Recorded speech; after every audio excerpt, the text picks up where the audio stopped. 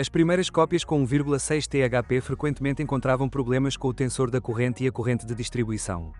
Ao mesmo tempo, ao ligar o motor frio, apareceu um ruído característico de trituração. Alguns exemplares já tiveram seu terceiro conjunto de correias dentadas. A corrente com tensor dava apenas 60 a 80 mil kpm. Porém, após 2013, o número de problemas com a cadeia diminuiu significativamente.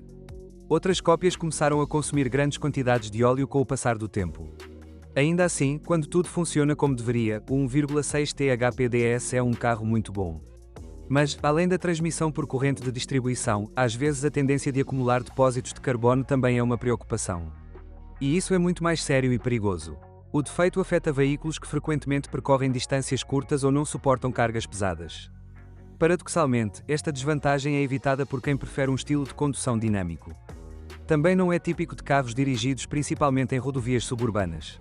Se formarem depósitos de carbono, eles deverão ser removidos. PSA originalmente usava um kit de limpeza. Era simples, barato, mas não muito eficaz. Depois de algum tempo, os serviços PSA passaram a utilizar métodos de limpeza mais sofisticados com refrigerante, que era fornecido na entrada por meio de um dispositivo especial. No entanto, resíduos de carbono podem entrar nos cilindros, causando danos às paredes do cilindro. Para evitar problemas, é necessário fechar bem as válvulas de admissão. Isto só pode ser conseguido removendo a árvore de cames de admissão da cabeça. No caso do DS3, devido à disposição compacta do compartimento do motor, o procedimento é mais fácil de realizar se o motor for removido. Os motores atmosféricos a gasolina 1,4 e 1,6 VTI das séries EP utilizam injeção distribuída de combustível. Portanto, ao contrário do THP, eles não são propensos a depósitos de carbono. Os motores receberam um mecanismo de distribuição de gás bastante complexo com um sistema de elevação contínua das válvulas de admissão, que substituiu a válvula borboleta. Os motores VTI não apresentam defeitos graves. A menos que você leve em consideração vazamentos de anticongelante na bomba do sistema de refrigeração. Além disso, de vez em quando surgem problemas com as bobinas de ignição e as velas, devido à mistura ser muito pobre. Às vezes, o sensor de temperatura do líquido refrigerante também falha, fornecendo informações falsas sobre superaquecimento. Outra anomalia tem uma causa bizarra. Os motores VTI operam em temperaturas relativamente altas. Pode atingir 103 graus no trânsito intenso da cidade. Em carros que passam muito tempo nos engarrafamentos da cidade, as altas temperaturas provocam a deformação da cobertura plástica. E como os sensores de posição da árvore de cames estão instalados na tampa, sua posição em relação aos eixos muda. Isso leva a erros nas medições e à transmissão de dados falsos para a unidade de controle. Por sua vez, isso provoca interrupções no funcionamento do motor, acompanhadas de erros. Há mais uma doença característica dos motores VTI. As embreagens de sincronismo das válvulas estão localizadas aqui nos eixos de admissão e escape. Devido à diminuição da pressão do óleo nos acoplamentos, seu desempenho fica prejudicado. O motivo é o vazamento de óleo através do anel de vedação na extremidade da árvore de cames. Inicialmente foi utilizado um anel de alumínio que se desgastou rapidamente. Depois passaram a usar vedações fluoroplásticas, como nos motores TNR, onde tais problemas não ocorrem. Bons serviços sabem como resolver um problema. Se você deixar as coisas ao acaso, posteriormente terá que alterar a cabeça do bloco. A boa notícia é que o DS3 quase não foi afetado por esse mau funcionamento. Afetou apenas carros nos primeiros meses de produção. E, finalmente, os motores VTI EP3, 1,4 e EP6, 1,6, são propensos ao consumo de óleo. Se o consumo de lubrificante aumentar para 0,3 a 0,4 litros por 1000 km, mecânicos experientes aconselham mudar para óleo recomendado para TNR.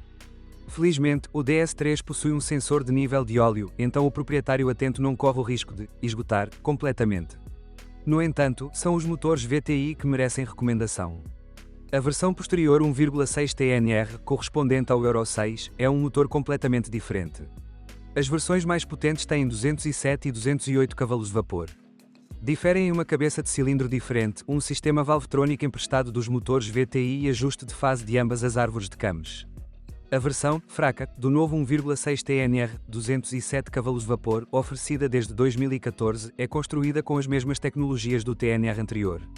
Isso significa que foram usados pistões não forjados.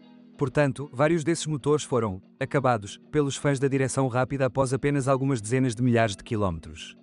Ao adquirir um DS3 Racing original, você deve verificar se foram instalados pistões modificados. Novas versões do padrão TNR Euro 6 não apresentam tais problemas. Desde 2012, um 1,2 PureTech série EB de 3 cilindros naturalmente aspirado começou a ser instalado. Em vez de uma corrente de distribuição, utiliza uma correia dentada lavada a óleo. A vida útil declarada é de 180.000 km ou 10 anos. A versão turboalimentada recebeu cabeçote diferente e injeção direta de combustível. Os primeiros motores da série EB2 às vezes traziam surpresas desagradáveis. Devido a bobinas e velas defeituosas, o combustível queimou no coletor de escapamento, o que levou à destruição do catalisador. Suas partículas foram sugadas para dentro do motor e danificaram as paredes do cilindro. O fabricante substituiu o motor dentro da garantia. Sob o capô curto do DS3 você encontra motores diesel 1,4 HDI e 1,6 HDI, bem como o IHDI, ou seja, com sistema start-stop e possibilidade de recuperação de energia. Versões diesel praticamente nunca são encontradas, mas digamos algumas palavras sobre elas. Os motores diesel de alumínio da série DV possuem acionamento por correia dentada com intervalo de substituição de 175.000 km. Eles são bastante económicos e confiáveis. O único gerador de problemas é o filtro de partículas. Ou, mais precisamente, um sensor de pressão diferencial que fornece informações falsas sobre o enchimento excessivo do filtro. Também é surpreendente que o PSA tenha mantido o formato infeliz do cárter, que não permite que o óleo escoe completamente. Além disso, houve casos de entrada de sujeira na engrenagem de distribuição inferior, o que gerou ruídos estranhos. Além do interior, o exterior do carro também merece respeito. No entanto, apesar do objetivo premium, houve alguns erros. Por exemplo, às vezes a água se acumula nas luzes traseiras. Os franceses economizaram em focas baratas. Existem avarias no sistema de direção. O mal-estar é típico dos carros no período inicial de produção. O motor elétrico e a direção hidráulica fazem parte da cremalheira da direção.